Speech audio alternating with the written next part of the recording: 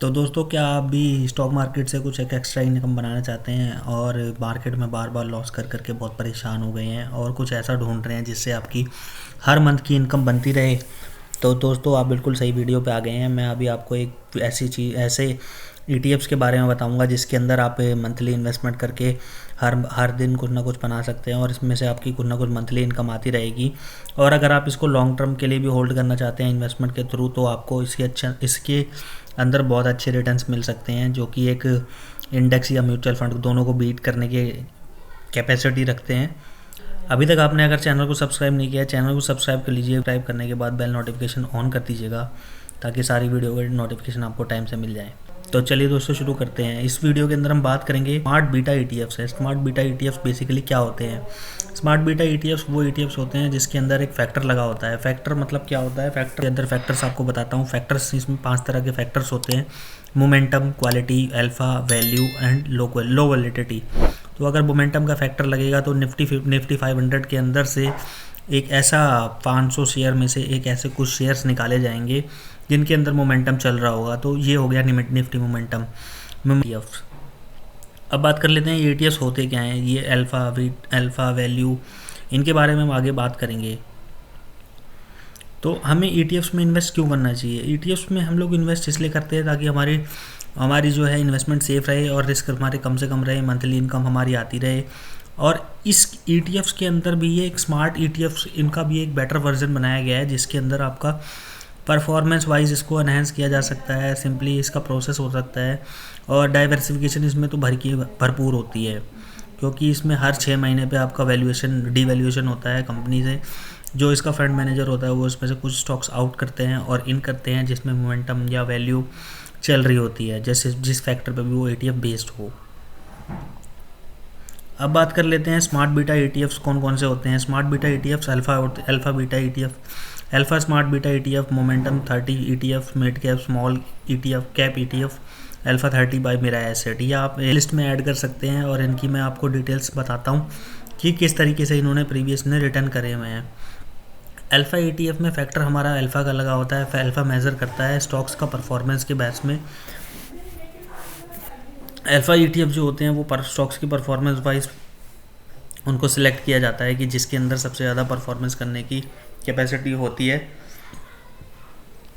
तो ऐसे ईटीएफ्स को उसमें से चुना जाता है। और जो भी हाई अल्फा होता है, जो कि इंडेक्स के मुकाबले ज़्यादा ऊपर या नीचे करते हैं, उन्हीं स्टॉक्स को इस ईटीएफ के अंदर इंक्लूड किया जाता है। और एक ऐसा 50 स्टॉक्स को इंक्लूड करके एक स्टॉक का ईटीएफ बनाया जाता है 300 स्टॉक्स में से अल्फा के बेस पे, जिनका फैक्टर अल्फा होता है, जिनमें ज़्यादा मूव करने की कैपेसिटी होती है, जैसे कि मैं बता देता हूँ।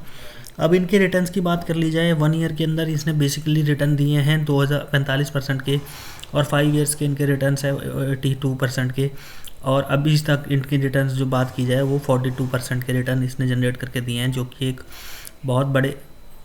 बहुत ही हाई रिटर्न के ऊपर इसने रिटर्न जनरेट करके दिया हुआ है। जैसे कि आप ये देख सकते हैं 42% एक बहुत ह्यूज रिटर्न होता है। आजकल के इंडेक्स जो रिटर्न देते हैं वो 12 से 15% का रिटर्न देते हैं। इसकी बात की जाए तो म्यूचुअल फंड्स भी 15-17% के आसपास से ज़्यादा का रिटर्न नहीं दे पाते हैं over a long period of time. और उनके अंदर मैनेजमेंट फ़ीस भी होती है जो कि 0.5% तक चली जाती है, जो कि एक लॉन्ग टर्म में काफ़ी बड़ा अमाउंट हो जाता है, जो कि आपके इसी में से डिडक्शन होता है इन्वेस्टमेंट के अमाउंट में से, जो मैच्योरिटी पे डिडक्ट हो जाता है। अब बात कर लेते हैं मोमेंटम 30 ईटीएफ में। मोमेंटम 30 ईटीएफ के अंदर ऐसे स्टॉक्स को टारगेट किया जाता है जिनके अंदर मोमेंटम चल रहा होता है या मोमेंटम आने वाला होता है। तो ऐसे स्टॉक्स में हाई मोमेंटम करने का स्टॉक्स की कैपेसिटी होती है। तो इस बेसिस पे उसके जो फंड मैनेजर होते हैं वो उसको ऐसे स्टॉक्स का चुनाव करते हैं और इसमें ऐड करते हैं मोमेंटम 30 ईटीएफ में, जिसमें हाई मूवमेंट करने की क्षमता होती है। तो इसीलिए उनके रिटर्न्स काफ़ी अच्छे निकल के आते हैं over a long period of time. और इसमें से 200 स्टॉक्स निफ्टी 200 में से इसको चुना जाता है और इसको 30 स्टॉक्स उसमें से चुने जाते हैं जो कि हाई मोमेंटम में होते हैं। इसीलिए इसको मोमेंटम 30 ईटीएफ कहा जाता है। और इनके रिटर्न्स की बात कर ली जाए तो 38% का 1 साल का रिटर्न है, 5 साल में इसके 70% के रिटर्न है, 32% के रिटर्न इसने अभी तक दिए हुए हैं जब से अभी तक ये इशू हुआ है। तो एक अच्छा रिटर्न इसमें भी दिया हुआ है। और आजकल का इंडेक्स जो है 12-15%, 17%, मैक्स टू मैक्स 15-17% के आसपास के रिटर्न इनके आते हैं, जो कोई भी आप इंडेक्स ले लीजिए। अब बात करते हैं मिड स्मॉल कैप ईटीएफ की। मिड स्मॉल कैप ईटीएफ में ये दोनों का कॉम्बिनेशन होता है मोमेंटम एंड क्वालिटी का। मोमेंटम एंड क्वालिटी का मतलब यह है कि जिसके अंदर मोमेंटम भी आने वाला होता है और उनके फाइनेंशियल्स और फंडामेंटल्स दोनों अच्छे होते हैं। और इस तरीके के फंडामेंटली स्ट्रॉन्ग स्टॉक्स को हम लोग उठाते हैं, ये लोग उठाते हैं फंड मैनेजर्स, और ये टॉप 400 स्टॉक्स में से चुनाव किया जाता है जिनके अंदर मोमेंटम और क्वालिटी के बेस पे इनको पिक किया जाता है। टॉप 100 शेयर्स में से पिक किए जाते हैं 400 स्टॉक्स में से, और जिनका रिटर्न्स मैं आपको बता देता हूँ। एक साल के अंदर 37% का रिटर्न दिया हुआ है और 5 साल में 68% के रिटर्न्स आए हुए हैं, और लॉन्ग टर्म में इसमें अभी तक 35% के रिटर्न दिए हुए हैं इसने, जो कि एक ह्यूज रिटर्न होता है और काफ़ी अच्छे रिटर्न्स इसने दिए हुए हैं, तो आप इसके अंदर भी जा सकते हैं। Alpha 30 ETF by Mirae Asset. ETF वो ETF होते हैं जिसके अंदर मिड कैप और स्मॉल कैप इंडेक्स से उठाए गए कुछ स्टॉक्स होते हैं जिनके अंदर काफ़ी अच्छा मूवमेंट करने की कैपेसिटी होती है, जो कि अपने एक इंडेक्स के मुकाबले ज़्यादा वॉलेटाइल होते हैं, तो उनको अल्फा ETF में कंसिडर किया जाता है। अगर इंडेक्स 1% मूव कर रहा है तो 1.2% या 1.5% के आसपास उनका मूवमेंट होता है स्टॉक्स के अंदर। हाईली वॉलेटाइल स्टॉक्स को कैप्चर किया जाता है, निफ्टी 200 में से इनको पिक किया जाता है और 30 ETFs उसमें से चुनाव किए जाते हैं। और इनके रिटर्न्स की बात की जाए, रिटर्न्स इन्होंने 1 ईयर में 43% का रिटर्न दिया हुआ है और 5 साल के अंदर इसने 81% का रिटर्न दिया हुआ है, जो कि एक हाईली बहुत बड़ा अमाउंट है, जिसको आप अगर कैलकुलेट करेंगे अपनी कैपिटल पे तो बहुत बड़ा रिटर्न हो जाता है ये। और ये जो है 36% अभी तक रिटर्न दिया हुआ है, जो कि एक अच्छा खासा रिटर्न है एक ETF के मुकाबले। अब बात कर लेते हैं ETFs के रिटर्न को, तो आपने देख लिया। अब इसके अंदर इन्वेस्ट कैसे करें। इन्वेस्ट करने के लिए आप इसमें 2 तरीका इस्तेमाल कर सकते हैं, या तो आप SIP के थ्रू जा सकते हैं या आप लमसम के थ्रू जा सकते हैं। लमसम आपको जब करना चाहिए जब मार्केट अच्छे खासे करेक्शन में हो, 12 to 15% के आसपास इंडेक्स निफ्टी 50 करेक्ट होने वाला है, तो अभी आप अगर इन्वेस्टमेंट डालना चाहें तो इसके अंदर लमसम कुछ इन्वेस्टमेंट डाल सकते हैं, वो भी पार्शियल अगर करके डालेंगे तो ज़्यादा बेस्ट रहेगा। और SIP के मोड में अगर आप इन्वेस्टमेंट करते हैं तो आप SIP भी शुरू कर सकते हैं, और जब आपका मार्केट ऊपर की तरफ हो तो देन आपको SIP थोड़े कम अमाउंट से करनी चाहिए, और जैसे ही मार्केट गिरना शुरू हो तो देन आपको SIP का अमाउंट बढ़ा लेना चाहिए। तो आप इस तरीके से नीचे की तरफ ज़्यादा क्वांटिटीज कैप्चर कर पाएंगे, और जिसकी तरफ से जब ये ऊपर की तरफ मोमेंटम करेगा तो आपको अच्छा खासा बेनिफिट मिलेगा, अपनी कैपिटल पे अप्रिसिएशन हो जाएगा। और इस अपना पोर्टफोलियो बनाते हुए आपको 2 से 3 ETFs को टारगेट करना चाहिए, अच्छे रिटर्न देने की कैपेसिटी रखते हो। अब बात कर लेते हैं ये ETFs क्यों इतने ज़्यादा बेटर परफॉर्म कर पाते हैं अपने इंडेक्स के मुकाबले में।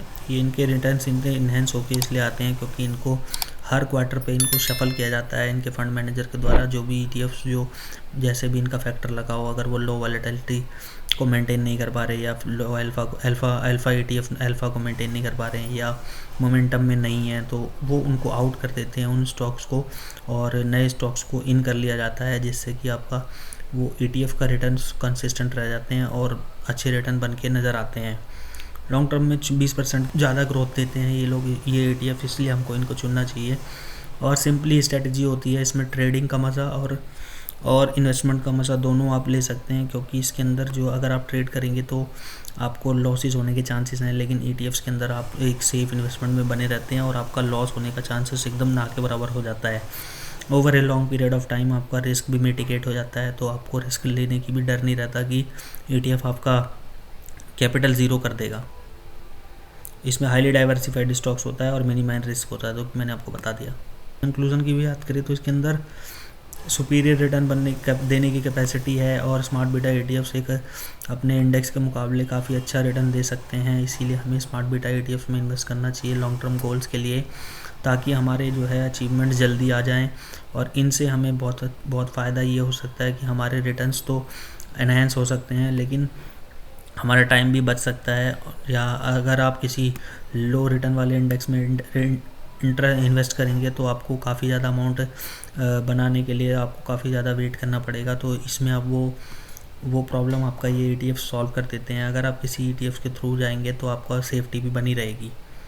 उम्मीद करता हूँ आपको वीडियो पसंद आया होगा। अभी के लिए इतना ही, मिलते हैं नेक्स्ट वीडियो में। Thank you very much.